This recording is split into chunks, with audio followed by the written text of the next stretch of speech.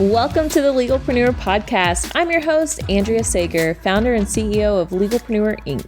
As a serial entrepreneur and someone that works exclusively with small business owners legally protecting their business, I'm dedicated to covering common legal issues faced by business owners, providing you with the business knowledge you need to catapult your business's growth and showing you just how some of the world's most elite entrepreneurs have handled these legal and business issues themselves.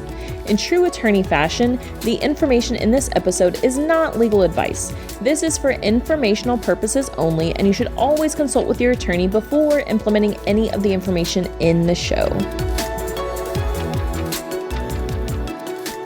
Hey there, welcome back to another episode of the Legalpreneur Podcast. Today's business episode is about outsourcing social media. When do you do it? First, Legalpreneur Live. Legalpreneur Live, you guys, we have a special offer for the rest of the month of June. 50% off of general and VIP tickets. Plus, you guys, so many people are like, what's the number one draw? And besides the fact that we have Allie Webb, founder of Dry Bar, Danielle Canty, co-founder of Boss Babe, and Pollyanna Reed, and so many other speakers, you guys, free childcare. And we just started really telling people, because I was like, of course it's going to be included. And so many people are blown away by the fact that we're going to have free childcare. I'm like, hey, my kids are coming. I want everybody else to be able to bring their kids. I don't want anybody to not come because they don't know what to do with their children. Hey, I want my kids to see me at work. If you want to bring your kids and let them see you at work, bring them. Let's do this. So use code LPLIVE50. 50% off general and VIP tickets.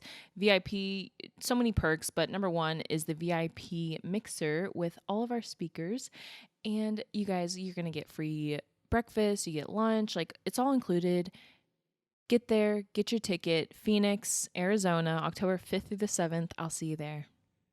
Okay, when or if ever should you outsource social media? And of course, this is going to be different for everybody, but I do have, I think, a good general answer because this question comes up all the time. So for most small business owners, you can do this on your own when you're just starting out, if you want to. Some people are just like, I don't want to be on social media. I don't want to spend my time there. And you don't have to. You don't have to at all. I do think it is important to an extent to have a presence on social media, especially depending on who your audience is. If your audience is online, you do need to have some kind of presence, even if it's you physically doing it or having somebody else actually do it, as long as you have something for people to go look at. Because most people, if they're thinking about doing business with you, they're going to look you up. They're going to look to see if you have a website. They're going to look to see if you have Instagram, Facebook, TikTok now. And you need to make sure that there's just something there. That way they're like, okay, they are a legit business because they have this presence.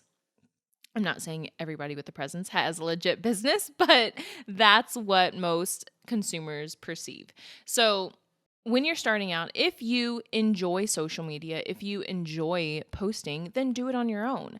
However, if you don't enjoy it, then don't do it. You know me, I'm all about leaning into our desires these days.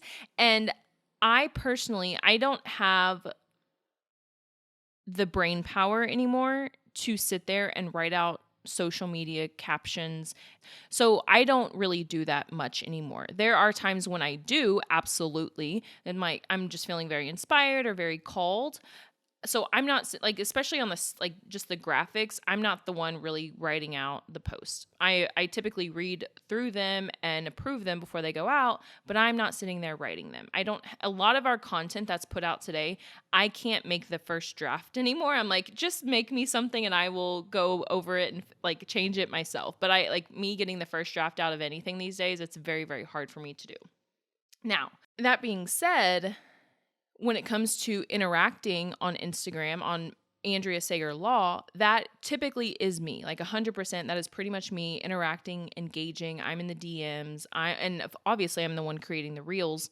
And I'm the one on stories. So that is me. There's a part that I do enjoy doing still and that I think I'm decent at. And that's real, showing up, engaging, and actually like being a human being online. But as far as like the graphic posts, the graphics, and writing out the captions, like I can't, like I just don't have the brain power to do that anymore. So that has been outsourced. I mean, I say outsourced, I would say delegated for, right at 2 years. We had an in-house social media person that was hired 2 years ago. And then as of earlier this year, they're no longer with our company. And then we decided to outsource it to an outside marketing company because now we're really shifting gears. We have, the client-facing side of the business, the lawyer-facing side of the business. And so the Legalpreneur account is very much client-facing. Andrea Sager Law now is, I don't want to say exclusively lawyer-facing, but more business. Like it's not really that much legal stuff on Andrea Sager anymore. It's more business. So that's how we're really differentiating between the two these days. So when should you outsource? I think number one, when you don't want to do it anymore. And number two, I hate to say when you can afford it, because I'm also of the belief, like, if you desire to no longer do this and you desire to have somebody else do it, then the money will come. So keep that in mind. If you're like, I just can't afford it, put that intention, put that desire out into the world that you no longer desire to do this social media and you want to pay somebody to do it. And I truly believe the money will come. As long as you're in alignment, that is your desire, the money will come to outsource social media. Now, across the board, I have seen prices vary greatly. Now at Legalpreneur, we do social media for attorneys. So that we have an in-house marketing person that she is now doing social media for attorneys. And that's something that she desires doing. Like that is her gift, is social media. And she graduated from law school. She just didn't want to be a practicing attorney. And I was like, you belong with me, girlfriend. And so we have this whole game plan. And we're really building out the business side for the attorneys. And honestly, like the prices are across the board. If you create the content and you just want somebody to post for you, like that's going to be a lot cheaper than if you want somebody to post for you, plus create the content, create the graphics, draft all those captions, and then also go in and interact. Like if you want to be completely hands-on, that's going to be several $1,000s a month.